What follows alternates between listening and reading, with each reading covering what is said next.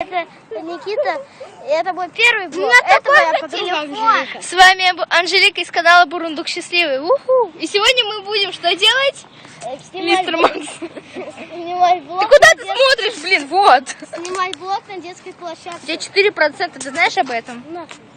И сегодня будем играть в стуки-стуки и Рома Вода. Нет! Считай давай. Я уже... Окей, Паша Вода. Паша Вода, давай, Паша. Кто хочет воды? Давайте Поднимите я. руки. Нет, не я. Не я. Анжелика. Стоп. Анжелика, воды, и мы начинаем. Вокруг меня огонь, вода. Раз. Побежали.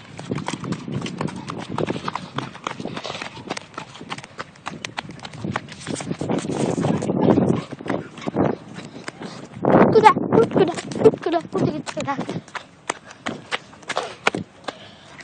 И мы уже спрятались, ждем Анжелику.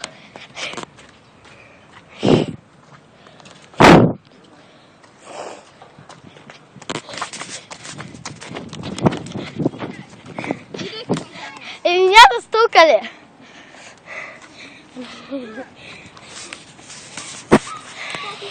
Стуки, Паша! Он бежит!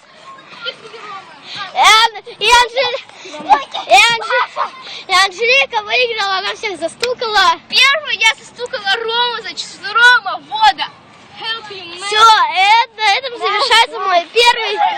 И на этом завершается мой первый видеоблог. Скажи пока, Анжелика. Всем пока, подписывайтесь на мой канал и на его тоже, этого пацана, который снимает первый раз влоги. И он школьник. Ее канал, как называется? Бурундук Счастливый. Бурундук Счастливый.